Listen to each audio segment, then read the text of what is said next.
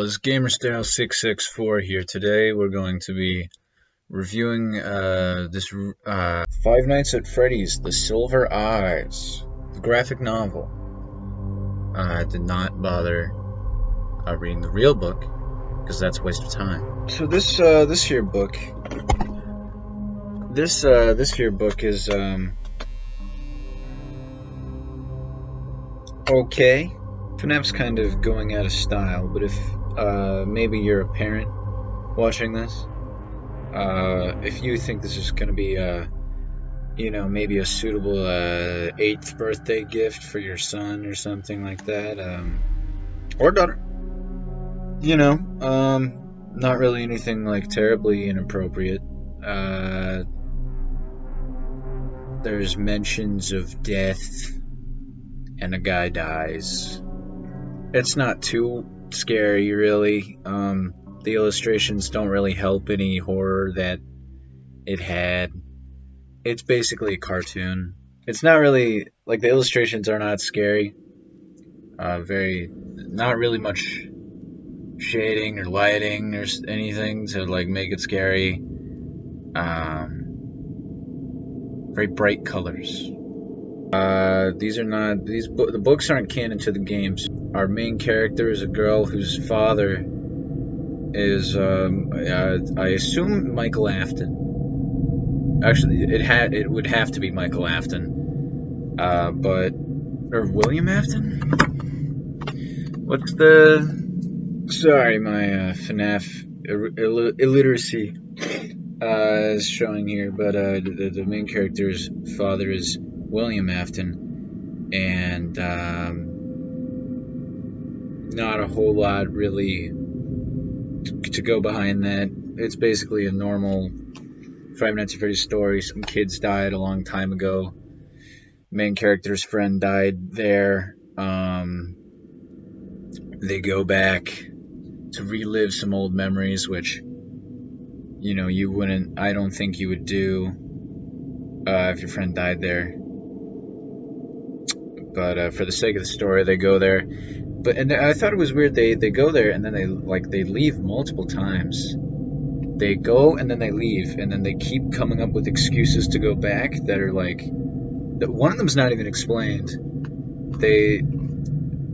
Charlie and the love interest John, they go out to Charlie's old house, and then they go back to the motel where all their friends are staying, and but we don't see that. We kind of just cut back to the mall, outside of the mall where the Five Nights at Freddy's is, and they're like, "We got your note, so we decided to come." Not really much explanation as to why they decided to go. So they go to Five Nights at Freddy's, and there's this night guard there, who ironically is the bad guy in this one. He dresses in the Springlock suit, goes around and kills people, and then, well, he doesn't actually kill anyone. He kidnaps one of the guys, puts him in a Springlock suit, kind of just leaves him there, assuming that he will eventually die, but he doesn't. Charlie, having knowledge of how the Springlock suit works, frees him. Then they escape, and then later, the cops show up, and then Springtrap's like, pretends this arm is Springtrap's arm, and I'm a girl. I'm gonna kill her. And then she's like, no. And she reaches up and fiddles with the springlock and then kills the guy. And then he dies in a pool of blood. And then the animatronics, who are haunted, of course, by the ghosts of Christmas past, they carry his body off screen. And that's the book. Honestly, very tame. They even have this entire big cast of characters and everything. There's an actual child, which you would think the child gets killed, or at least you would think the black guy gets killed, but he doesn't. None of them get killed. Only the bad guy gets killed. This is like a G-rated book as far as FNAF goes. but I guess it was entertaining. I definitely would have liked it as a kid. There's this one part that reminds me of the FNAF 2 retelling by Cole Goodrich on good old Wattpad there. There's this part where Bonnie's knocking down the doors of the bathroom stall one at a time, and our main hero escapes here. Quite frankly, it was better in the Cole Goodrich version. It was Marionette, who was like, the thing about a book versus a graphic novel is that you can imagine what's happening versus seeing it, and I always imagined it being better than this, you know. And the other thing is that I'm pretty sure, like, his arms were broken in the Wattpad one. So I was like, oh god, he's actually debilitated here. But no one actually, like, gets debilitated or dies except for the main villain. People disappear, people get locked behind doors, but there's not a whole lot of, drama. At some point, the plot begins to pick up, and you're like, alright, it's happening. But it doesn't really, not a lot happens. There's a lot of pussyfooting around. A lot of, like I mentioned earlier, a lot of going to the mall, then leaving the mall, then going back to the mall, then leaving again, and then they go back, and then it gets real. And then one of their friends gets kidnapped and disappears, and then they leave again, and then they go back again. Well, they send a police officer, and then he dies. Oh, he dies. The police officer dies. But, like, there's just a lot of there and back again, which is, you do that once. The main character goes on a journey, and then he comes back having changed. But in this, and there's like 7 of them too, and they do nothing with them, which is the other thing. There's like 7 characters, and each one of them together as a group, they might as well be like 3 different people. They go, and then they come, and then they come, and they go, and they go, and they come, and then they go again, and then things happen, and then they leave, not really having changed. I read a little bit of the Twisted ones, the second book, and they're like, I can't believe we have to talk about what happened all those years ago. It's like nothing happened. Like, it was a wild weekend, I guess, but not a whole lot happened, really. One part that I thought is weird is that this funny fellow Carlton, he's the one that the guy kidnaps, and then they leave. They get the cops. The cop is Carlton's dad. So he's got a personal stake in the story now. But he kind of just shows up, and then he's like, this is the part in the story where they're like, nah, this something's not really weird right now. We're not gonna help you. You kids are on your own. Like the part where but that's like Act 1. That's like the beginning of Act 2, where you're supposed to do that. This is like more than halfway through the book that they go there and do this. Let's say, they went back to Freddy's. They go back to Freddy's the first time, okay? If I was writing this, they go back to Freddy's the first time, and then to reminisce, like, things happen, right? Then they leave in a really fast. It has to be. There's a sense of urgency that they have to get out. They don't have time to go make sure everyone's with them. In this, it's like, oh, he just got kidnapped. Let's leave. I want to double check that because I remember thinking that that's what's going on. Let me just reread this here. Oh, the animatronics are like going crazy.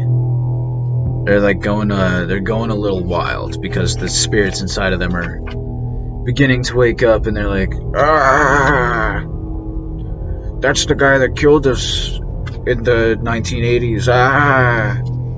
And they're like thrashing about on stage here. Story things come in threes. You'd probably, you know, that's like the first thing that's a little weird. Like, oh, the animatronics are starting to go a little haywire here. Let's try to turn them off. Oh, we can't turn them off. But that's not like, they don't pose a danger to you yet. They only pose a danger because we as an audience know that the animatronics try to kill you in the video game Five Nights at Freddy's. They're not, the characters shouldn't be, they should only be scared because they don't know what's happening. They shouldn't be legitimately fearing for their lives. You know, that fear lasts a little bit, and then the animatronics, you know, Dave, maybe he shuts them off, or he tries to shut them off, but it doesn't work because there's ghosts. But then Dave leaves, and then they're like, okay, this is weird, let's get out of here. You know, but if one of your friends isn't with you when you leave the supposedly dangerous pizzeria where your other friend got killed like 30 years ago, you're not gonna leave. In my opinion, you're not gonna leave. You're gonna stay there and get him and then leave. So the animatronics have to be up and about, basically, when they decide to leave, because that's a state of urgency. Like Carlton's at Pirate Cove and Jason's looking at him, and then Springtrap yanks him from behind. That's a thing that happens. Only Jason sees it for some reason, I guess to create doubt in the audience's mind. But if that's the case, we can't see it then. They show Springtrap getting, you know, yanked back. If Jason's supposed to be unreliable, and then we go to the cops and they're like, it's just a prank, Carlton's a silly man, he wouldn't actually be in danger. If that's what you're going for, then you can't show us direct evidence of something being amiss. Our main characters have to believe the danger here, or else it feels off. Which it feels off. They go to the police office. This is weird actually. Now that I'm looking at it, this is another weird thing. So they go to Carlton's dad, who's the police chief. The guy who got kidnapped. His dad is the police chief. They go to him, they're like, your son just got, like, something's like, we were just at the Freddy's place. Something went crazy, we had to get out of there. Which, you know, they didn't, but that was my first point. Something went crazy, we have to get out of there. We left. He's still there. We don't know where he is. Something's wrong. You better go send down a copper to go see what's up.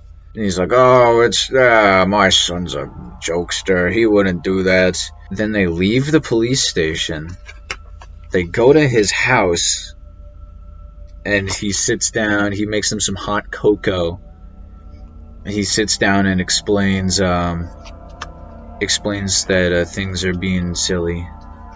He's just being silly. And then he drops some exposition that someone was arrested for the murder. But, you know, that doesn't come back till later.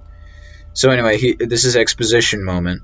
But at the same time, this is supposed to be you kids are crazy moment. But it's like both of those two things are coming from the same person. You kids are crazy. Something was amiss all those years ago. We caught someone. There wasn't much evidence, but we knew it was him. But we couldn't prosecute him. But you kids are crazy. Anyway, they stay the night. They stay the night at his house. That's strange. That's weird. God. Anyway, they stay the night. They somehow have like enough guest rooms for everybody or something, because Charlie's sleeping alone. They wake up. His dad's like in an apron making them all like bacon and eggs. And then and then the mom wakes up. Carlton's mom wakes up and she's like, "Find my son!" Which, if you're gonna do that, you gotta... I don't think Carlton's dad should be the police officer in that case, because you have to have the hysterical mother and then the dismissive cop. But the dismissive cop is the person of interest. It's his dad. So what kind of father does that make him? Everything's all over the place. They're boiling people down into the same character, and then they're going all over the place. The beats aren't being hit, basically. But the beats are being hit, but they're like in different octaves from the same instrument. Just like stuff like that. Just the whole thing is like weirdly structured. I like the scene where Carlton is in the Springlock suit and he's getting exposition from he's Purple Guy. He's getting exposition from Purple Guy. That was pretty cool. The whole thing reminds me of like an 80s thriller, but no one really dies, which is a downer. And then the stuff at the end with the animatronics was kind of neat. But if you kind of got to choose one, oh no, it actually does make sense. Never mind. I was gonna say that Dave can't be hurt by the animatronics because because he's in the Springtrap suit, so they recognize him as one of them. But I was gonna say that earlier when they're triggered by Dave being there, then that's an inconsistency, but it's not because Dave wasn't in the Springtrap suit at that time. But then again, he killed them in the Springtrap suit, so well, maybe he took it off. I guess. But yeah, it's fine.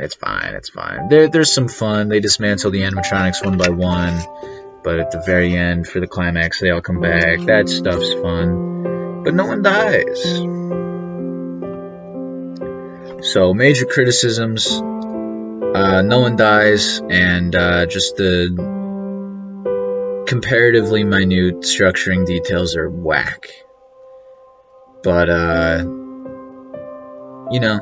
not terrible. Check it out if you're, a loser who likes to read Five Nights at Freddy's books. That's gonna be all. Bro feast.